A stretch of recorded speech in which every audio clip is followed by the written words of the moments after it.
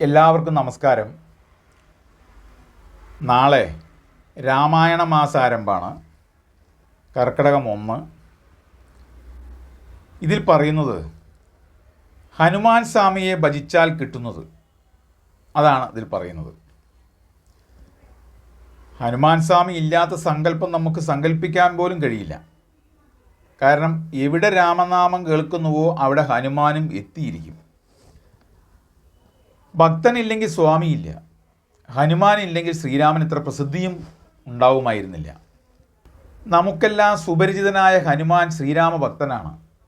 അറിയാലോ, വാനരശ്രേഷ്ഠനാണ്, അതീവ ബലശാലി, അതീവ പരാക്രമശാലി.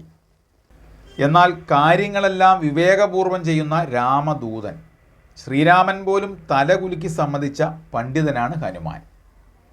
അപ്പോൾ ഹനുമാനെ ഭജിച്ചാൽ കിട്ടുന്ന ഗുണങ്ങളാണ് പറയുന്നത്. ശ്രദ്ധിക്കൂ. നല്ല ബലം, ധൈര്യം, കീർത്തി. 7 ചിരഞ്ജീവികളിൽ ഒരാളാണ് ഹനുമാൻ.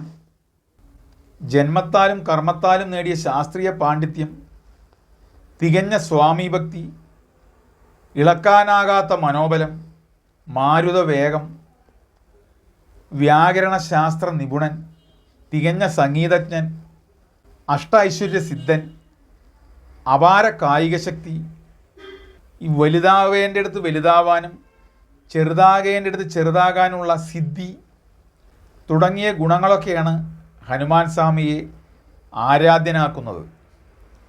നിത്യവും ഭജിച്ചാൽ ബുദ്ധി, ബലം, ധൈര്യം, കീർത്തി, വാക്സാമർത്ഥ്യം, രോഗമില്ലായ്മ, ഭയമില്ലായ്മ, അജാഡ്യം എന്നീ 8 ഗുണങ്ങൾ ലഭിക്കുമെന്നാണ് വിശ്വാസം. നമ്മിലുള്ള ദൗർബല്യങ്ങളെ മാറ്റാൻ ഹനുമാൻ സ്വാമിയെ ഭജിക്കാം, സേവിക്കാം. നിത്യം ചൊല്ലാവുന്നത് മനോജവം മാരുതി തുല്യവേഗം ജിതേന്ദ്രിയാം ബുദ്ധിമതാമരിഷ്ടം വാതാൽപചം വാനരയൂതമുഖ്യം ശ്രീരാമതുതു ശരണം പ്രപത്തി. ഓം ശ്രീ ആഞ്ജനേയസ്വാമിയേ നമഃ. ഇത് നിത്യേന പാരായണം നമുക്ക് ചെയ്യാം. നല്ലതാണ്. ബലം കിട്ടും, ധൈര്യം കിട്ടും.